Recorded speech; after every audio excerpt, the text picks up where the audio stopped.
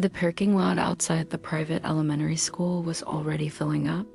Polished cars rolled in one after another, engines soft, windows tinted. Mothers stepped out in designer coats. Fathers checked watches that cost more than most people's. Rent. Ethan Carter stood near the gate with his son, Noah. His jacket was old, clean, but worn at the edges. His shoes had been repaired twice. He didn't look embarrassed, just tired in the quiet way that comes from years of carrying too much alone. Noah, 7 years old, clutched Ethan's hand and talked excitedly about a science project. Ethan nodded, smiling, even as he felt eyes on him. He was used to it. Then he heard her laugh, not loud, not kind, a sharp, familiar laugh that cut straight through him. Ethan? Wow, I almost didn't recognize you. He turned. Sophia. His ex-wife. Perfect hair, perfect makeup, sunglasses, resting on her head like a crown. She looked exactly the way she always had when she wanted the world to see her winning. She glanced down at Noah, then back at Ethan's clothes. His car parked far away, old and scratched. So, she said lightly, "This is your life now?" Ethan felt his son's grip tighten. He didn't answer. "Before we go any further, tell me something. Where are you watching from right now?" A big city, a small town, maybe somewhere quiet like this school parking lot? Drop your city or country in the comments. It's amazing how far one story can reach. Sophia crossed her arms, smiling in that way that looked polite but wasn't. "I heard things were hard for you," she continued. "Guess the rumors were true." Ethan swallowed. "Good morning to you too." She laughed again, shaking her head. "I just don't get it. You used to have ambition, and now look at you." Her eyes flicked. To Noah, "I mean, is this really the example you want to set?"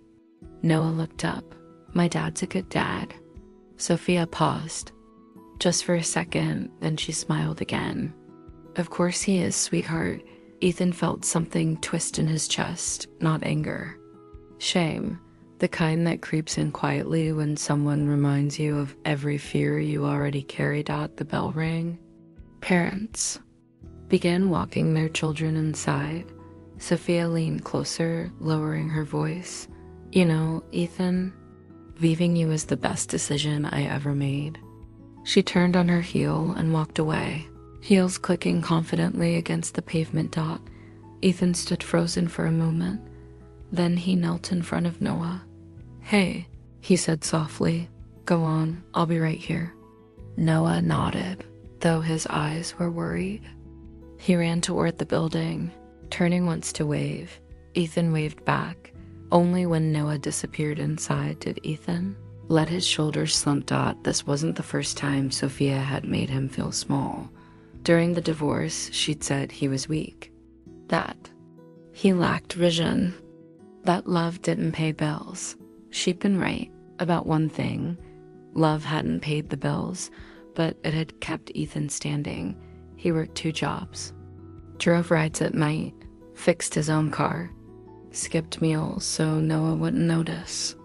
Every day was survival dressed up as normal life. Ethan turned toward his car, ready to leave. That's when the sound cut through the air, a low, deep engine, different from the rest. A black luxury car rolled slowly into the lot. Glossy, expensive, out of place. Heads turned. Sophia stopped walking.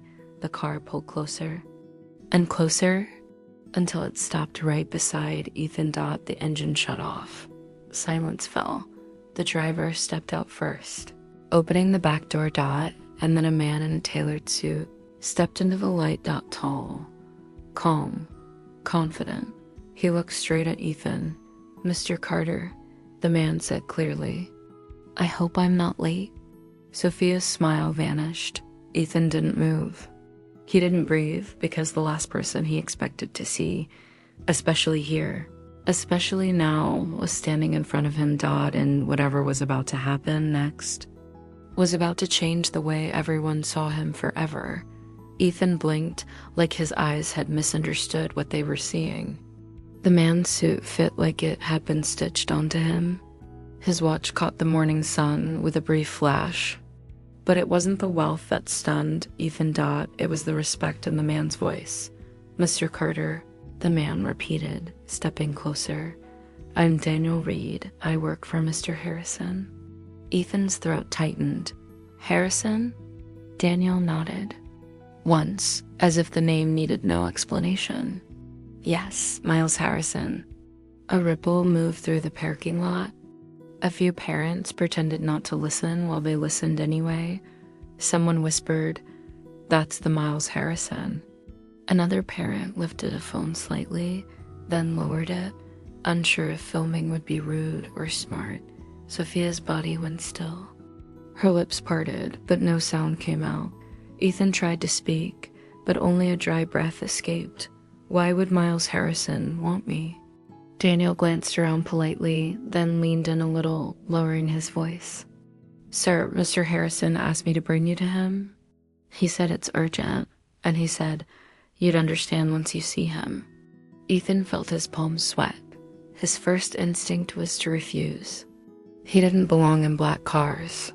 He didn't belong in billionaire worlds. He belonged in long shifts and cheap coffee and doing the math in his head before buying groceries. But then Daniel added, softly, "He also said this concerns a promise from years ago." That sentence hit Ethan like a bell.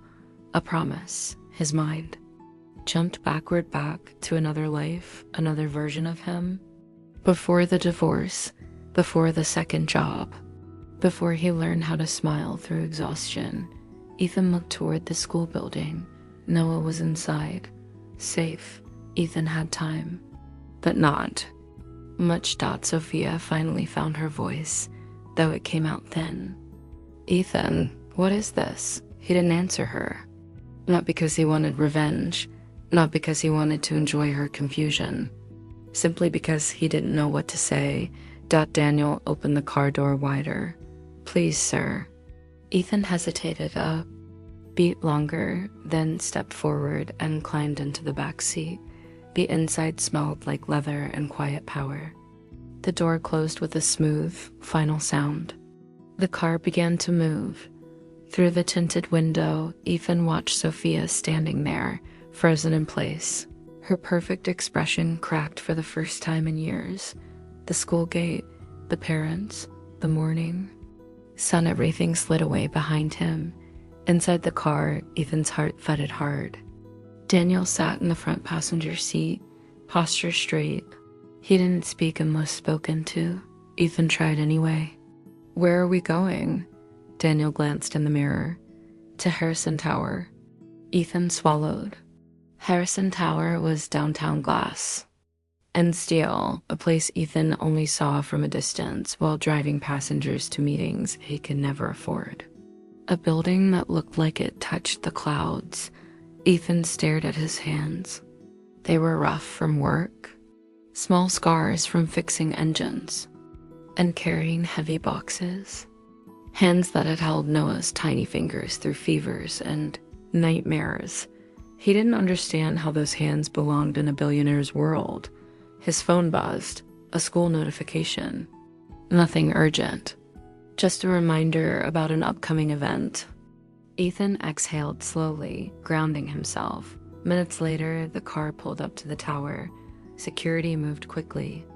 Doors opened like the building itself was alive, responding to the arrival.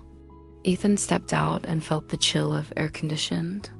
Marble and money. Daniel led him through a private entrance. No waiting, no lines, no questions. Just quiet nods from staff who looked trained to treat silence like luxury. In the elevator, Ethan's reflection stared back at him in the mirrored walls. He looked like a man who'd fought a long fight without applause. He looked like someone who didn't belong here. The elevator opened on a high floor. The hallway was carpeted, soft enough to swallow footsteps.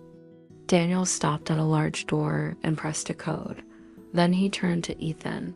"Before we go in," he said gently, "Mr. Harrison asked me to tell you this.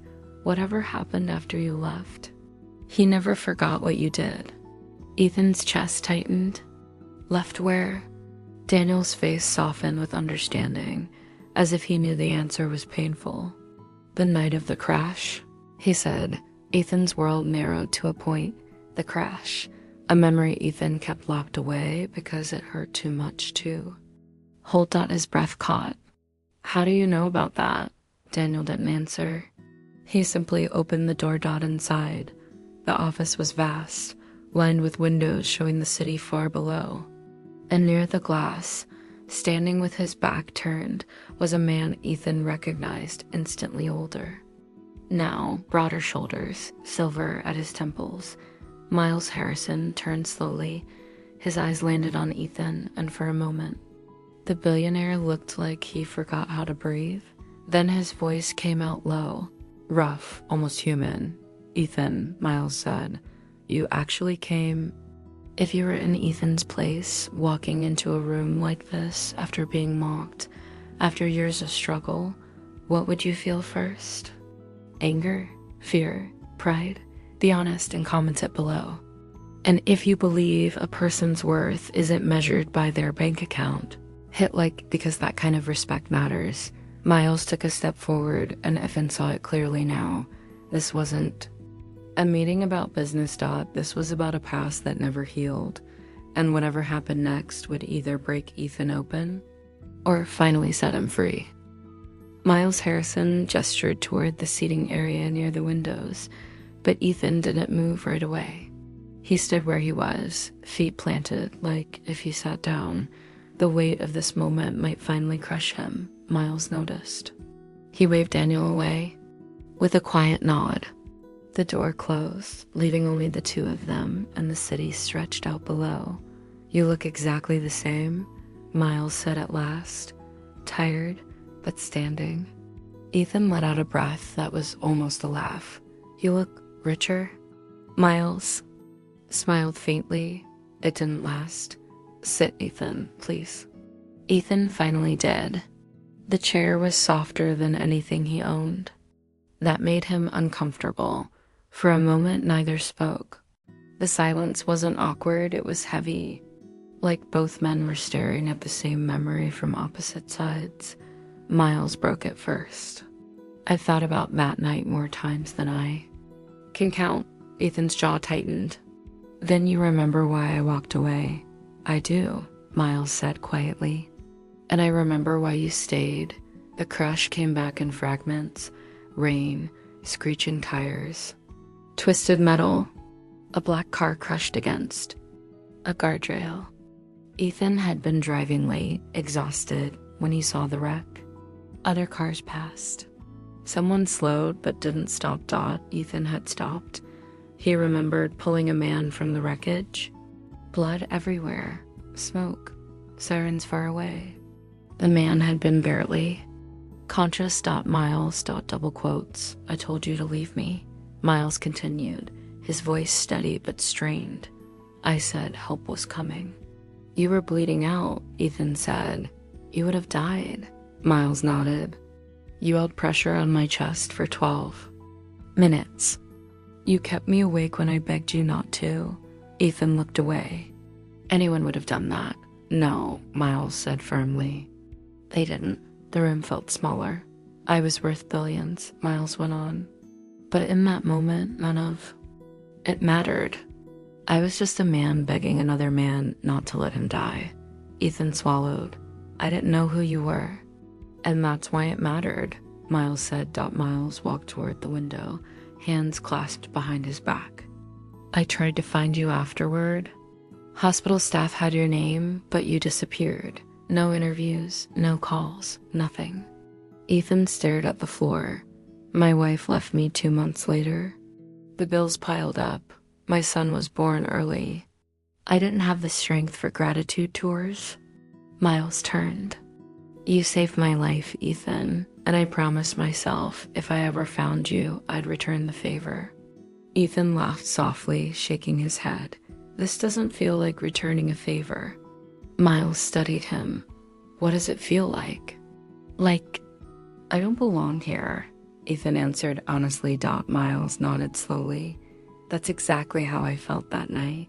lying in the rain. Powerless. The words landed. Miles reached into his jacket and placed a thin folder on the table.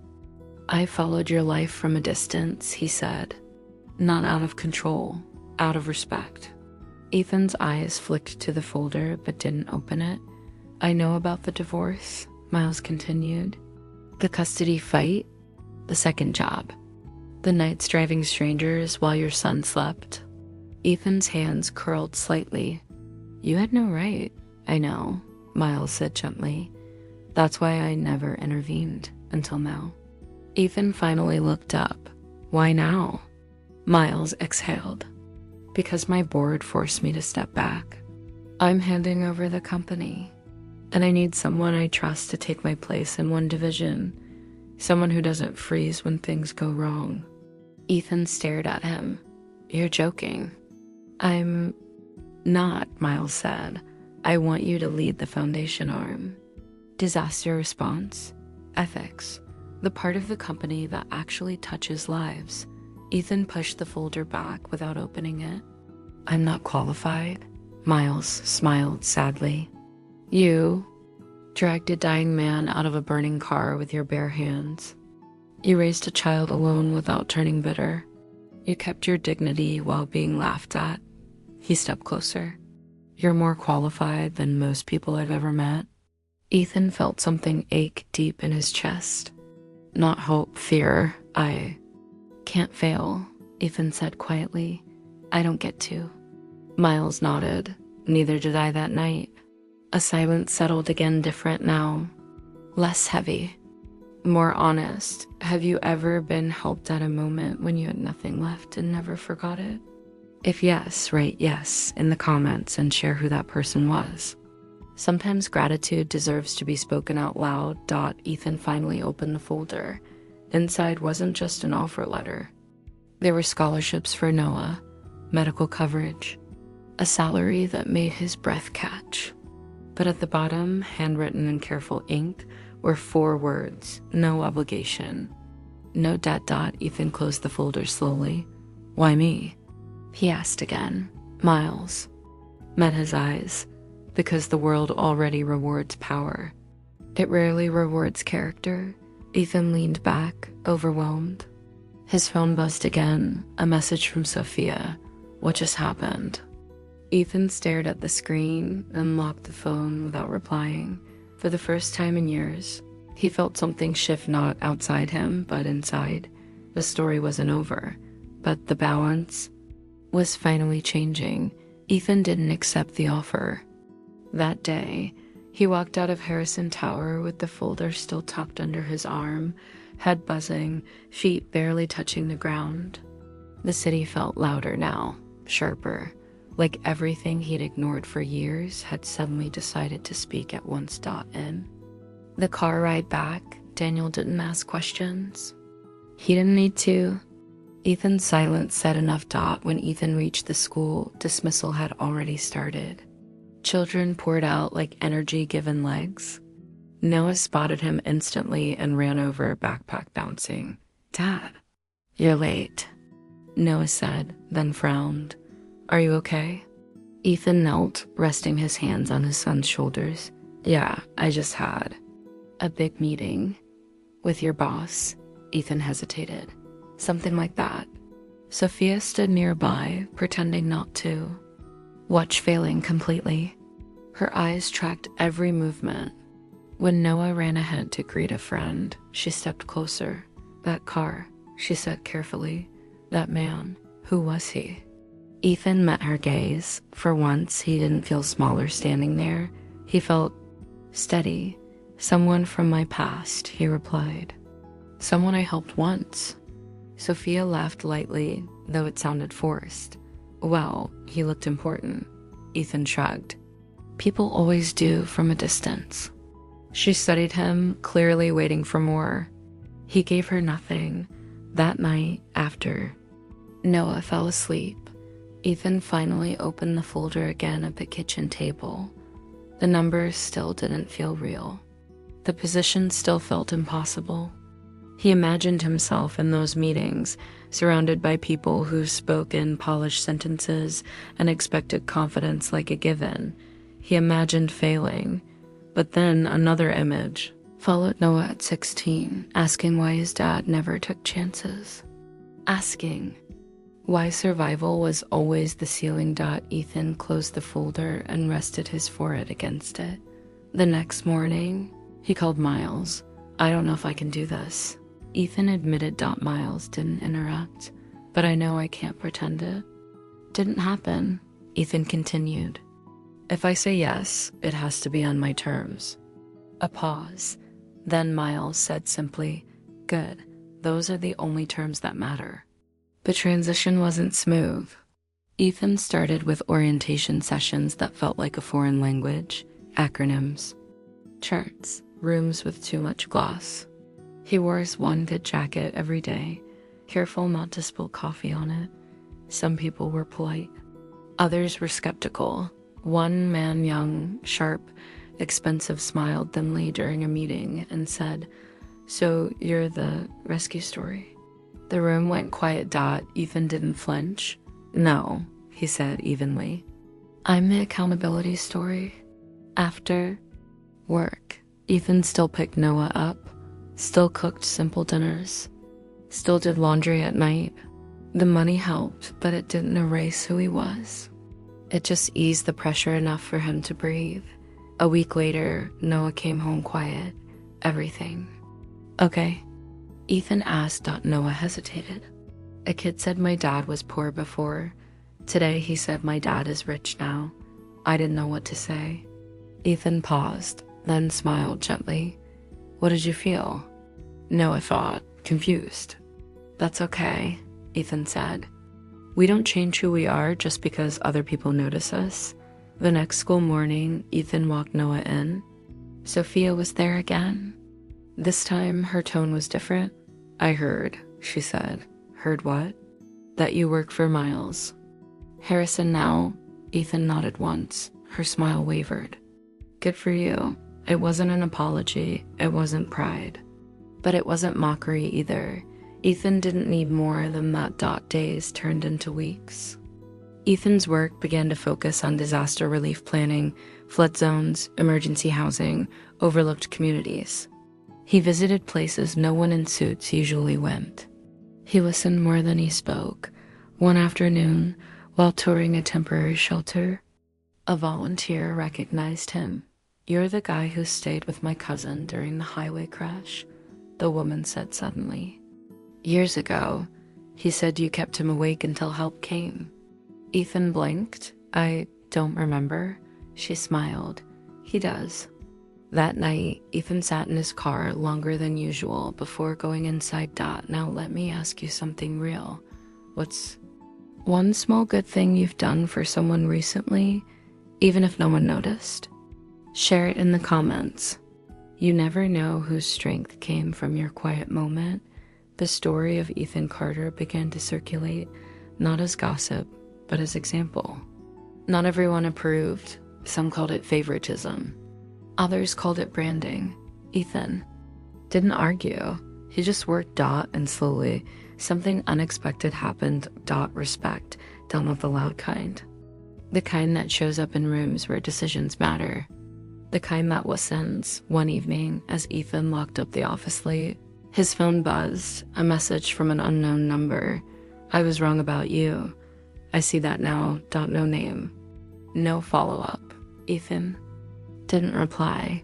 He walked outside, the city glowing around him. And for the first time since the parking lot, since the laugh, since the shame, he felt taller.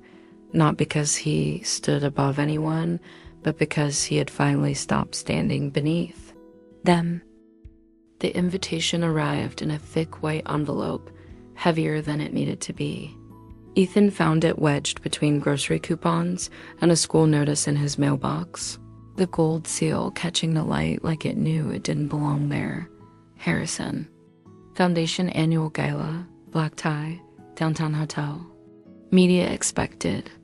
Ethan set the envelope on the counter and stared at it like it might bite. He'd spent his life learning how to disappear in rooms like that. Now he was being asked to walk straight into one. That night, he told Noah while washing dishes. "A fancy party?" Noah asked, eyes wide. "Like suits and bow ties?" "Like uncomfortable shoes and smiling too much," Ethan said, half grinning. "Can I come?" Ethan laughed softly. "Not this one, buddy." Noah nodded, then asked the question that mattered. "Are you nervous?" Ethan paused.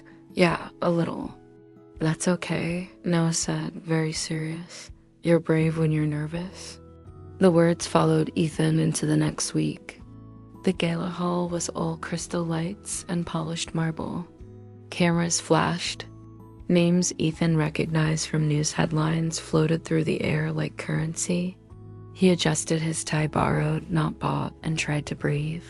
Miles stood near the stage, calm as ever. When he saw Ethan, he smiled, not like a billionaire greeting an employee, but like a man seeing proof that a choice he made hadn't been wrong. "Glad you came," Miles said. "Still not sure I belong," Ethan replied honestly. Miles gestured around the room. "Neither do half the people here. They just hide it better." The program began. Speeches, applause, numbers that made donors nod approvingly. Ethan listened, clapped when appropriate, and focused on staying grounded. Then, Miles returned to the microphone. "There's someone I'd like you to meet," Miles said, his voice steady, not because of his title, not because of his salary, but because of his character. Ethan felt a chill. "This foundation exists because years ago," Miles continued, "a stranger chose not to walk away." The room quieted. Miles turned. "Ethan Carter, would you join me?" For a heartbeat, Ethan didn't move. Then he stood. The walk to the stage felt endless. Faces blurred. Cameras clicked. Ethan's hands shook not from fear, but from the weight of the moment pressing in. Miles spoke clearly. He told the story, not the polished version. The rain, the wreck, the stranger who stayed, the man who refused to leave him alone in the dark. "And that man," Miles said, voice thickening, "is why I'm standing here today." The room erupted into applause. Ethan stood frozen, heat rushing to his face. He searched the crowd without knowing why, and then he saw her, Sophia, stood near the back, clutching her purse like it was the only solid thing left.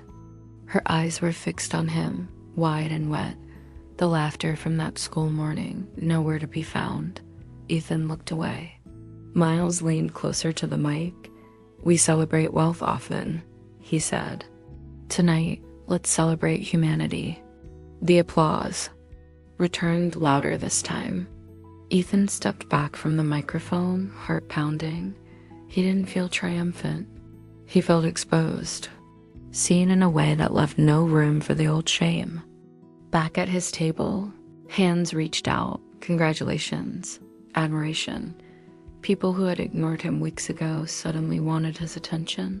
He accepted it politely, but didn't cling to it. After the program, Sophia approached him. "I didn't." "No," she said, voice unsteady. "About the crash." "About any of it." Ethan nodded. "Most people didn't." She looked down. "I laughed at you." "Yes," Ethan said calmly. She swallowed. "I was wrong." The silence between them was long, but it wasn't cruel. "I hope you're happy," she said finally. Ethan thought of Noah, of long nights, of quiet mornings that no longer felt heavy. "I'm learning how to be," he said. She nodded, stepped back, and disappeared into the crowd. If that moment hit you somewhere deep, leave a in the comments. Some realizations don't need words, just acknowledgement. Later that night, Ethan stepped outside the hotel. The city hummed, unaware of what had shifted inside him. His phone buzzed. A photo from the babysitter. Noah asleep on the couch, book open on his chest. Ethan smiled. He realized then that the applause, the lights, the recognition, none of it mattered as much as this. He wasn't standing tall because a billionaire lifted him up. He was standing tall because he never stopped being himself when no one was watching. And that truth, quiet, uncheckable, was about to be tested one final time. The test came sooner than Ethan expected.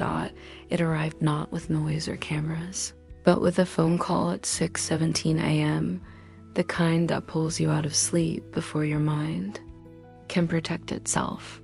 "Mr. Carter," a strained voice said. "There's been an accident at one of the temporary housing sites in Riverbend. Structural failure. People are hurt." Ethan was already sitting up. "I'm on my way." By the time the sun rose, chaos had already claimed the morning.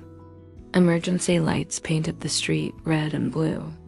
A half-collapsed building leaned like it might give up entirely. Families stood wrapped in blankets, eyes hollow with shock. Ethan moved through it all with steady urgency. He spoke to coordinators, checked lists, held a woman's hand while paramedics treated her ankle.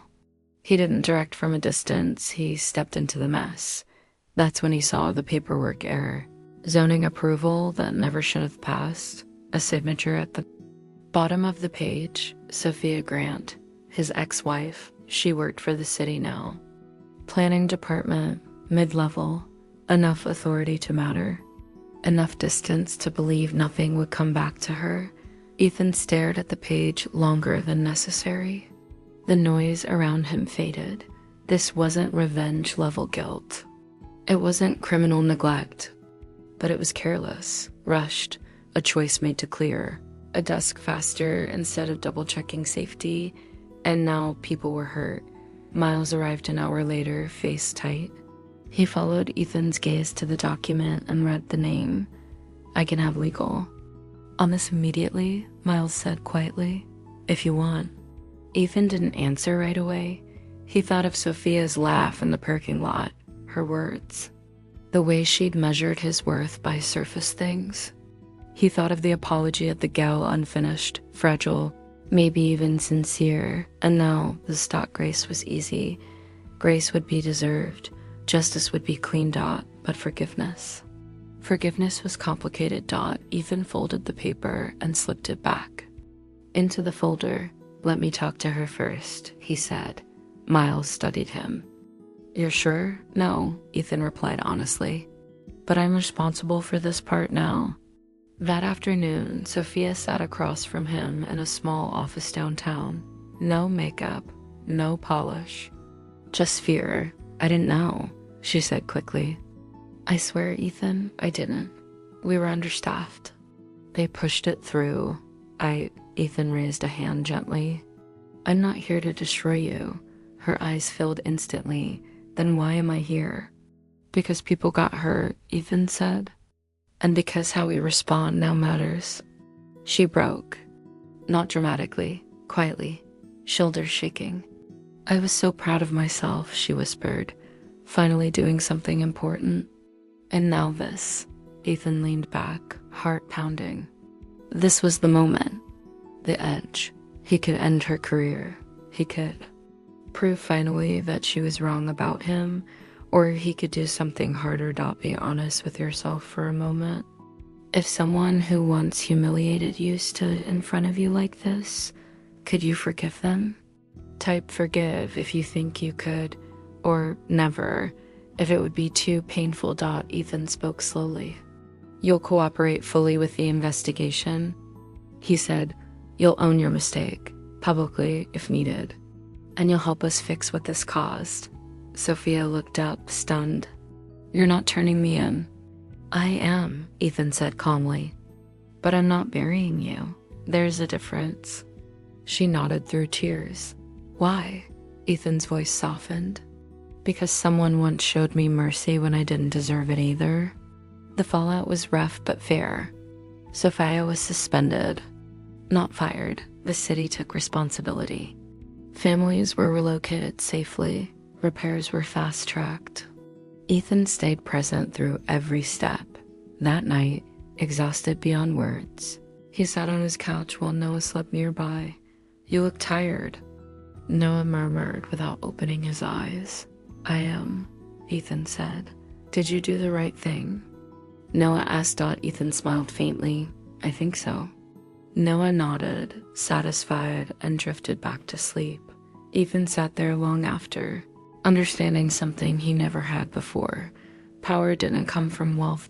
It came from choice, and he had chosen to break the cycle instead of continuing it. The world wouldn't clap for that, but his conscience did. And that quiet approval mattered more than anything else he had gained. The weeks after Riverbend moved slowly, like the city itself was catching its breath. Construction crews worked through dawn and dusk. New housing units rose where the broken ones had been cleared away. Families returned, cautious but grateful. Ethan visited often, not with cameras, not with speeches, just boots on the ground, sleeves rolled up, listening.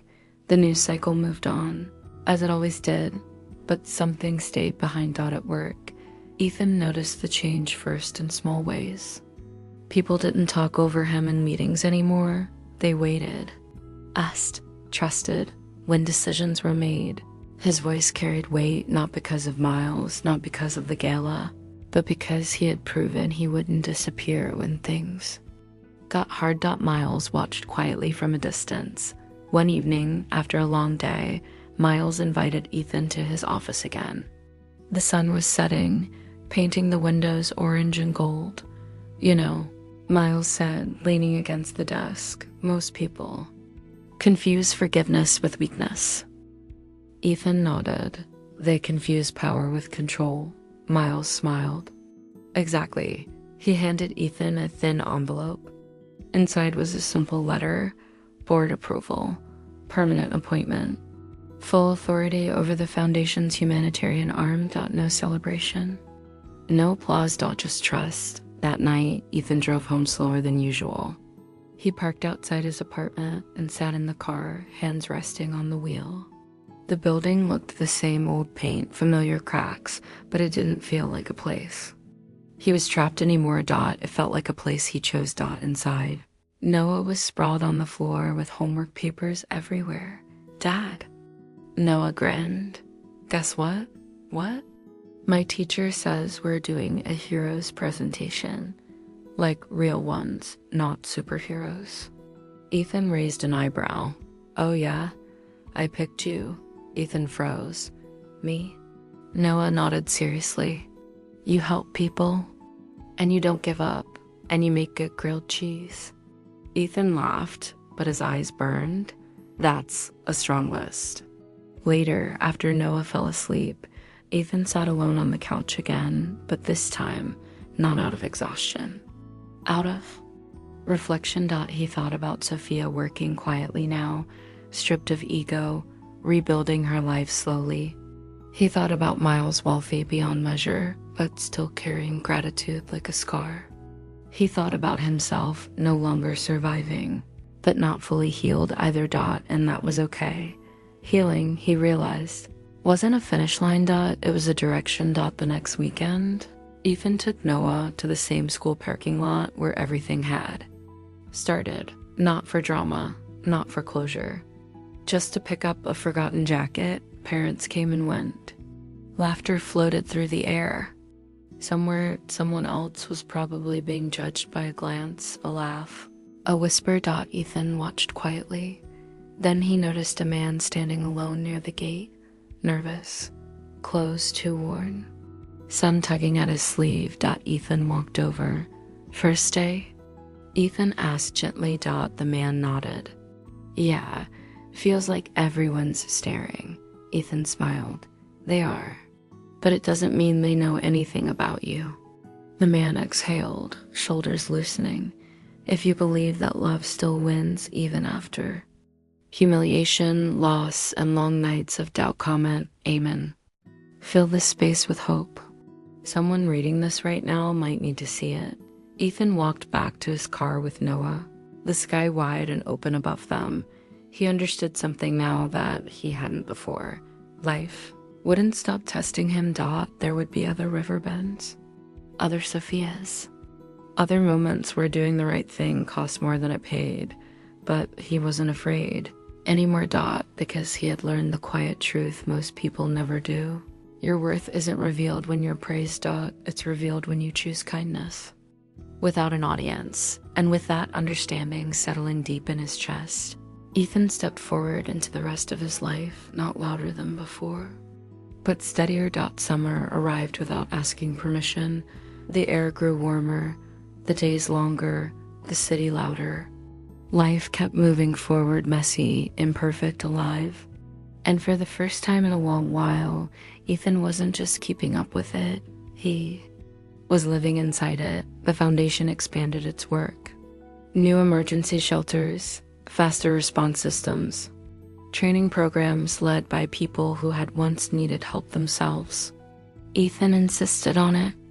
No one understands the ground better than those who've stood on it, he told the board. Some executives didn't like that idea. Too emotional. Too risky. Miles backed Ethan anyway. You don't build trust with distance, Miles said once. In a meeting, you build it with presence. One afternoon, Ethan stood at the edge of a newly opened community center in Riverbend. Children ran across the pavement, laughter bouncing off fresh walls painted in bright colors. Parents watched from benches, cautious smiles slowly turning real. A woman approached Ethan, holding a small boy by the hand. My husband was hurt in the collapse, she said. You stayed. You kept coming back. Her voice shook. Thank you for not forgetting us. Ethan bent slightly to meet her eyes. I know what it's like to feel invisible. She nodded, tears slipping free. That evening, Ethan picked Noah up from soccer practice. Noah climbed into the car, sweaty and smiling. Dad, he said suddenly, kids still ask why you drive an old car anymore? Ethan glanced at him. Oh, they ask how you help people, Noah replied, proud. Ethan felt something warm settle in his chest. Not pride. Something steadier. At home while Noah worked on his hero presentation, Ethan listened from the kitchen. Noah's voice floated down the hallway. My hero doesn't wear a cape, Noah said. He just doesn't leave when things get hard. Ethan leaned against the counter, eyes closed. Later that night, Sophia called. Not frantic, not defensive. I wanted to tell you, she said quietly. I'm volunteering at one of the shelters. No one knows why I'm there. I like it that way. Ethan nodded, even though she couldn't see him. That's good. I'm trying to be better, she added. Not for you, for myself. That's the only way it works, Ethan said. They hung up without bitterness, without regret, just honesty. On a Sunday morning, Ethan and Noah sat on a park bench eating ice cream. The billionaire world felt far away. The past felt softer. Noah leaned against him. Dad? Yeah. Are you happy now? Ethan looked at the sky. Blue, wide, honest.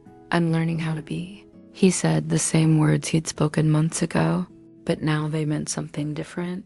Across the park, he saw people helping each other in small ways. Sharing shade, holding doors, tying shoelaces. Ordinary kindness that never made headlines.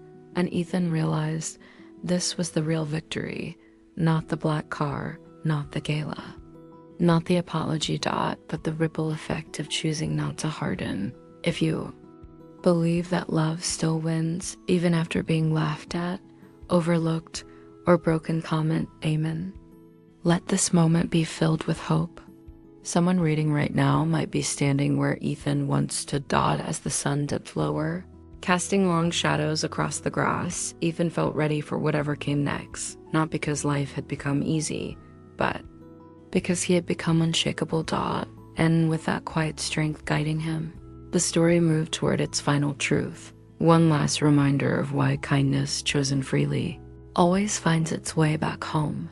The night was quiet in a way Ethan had learned to appreciate. No sirens, no urgent calls, just the soft hum of the city settling into sleep. He stood on the small balcony of his apartment, hands resting on the railing, watching lights blink on and off in distant buildings. each one holding a story he would never. No doubt inside, Noah slept peacefully. Tomorrow was the hero presentation. His poster was finished, carefully taped together, sitting on the kitchen table. A stick figure drawing of Ethan stood in the center, surrounded by uneven hearts and crooked words that read, "He stayed." Ethan smiled faintly. His phone buzzed once. A message from Miles, "Proud of you. Not for what you've built, but for who." "You stayed." Ethan set the phone down. He thought back to the school parking lot, the laugh, the shame, the feeling of being small while the world walked past him.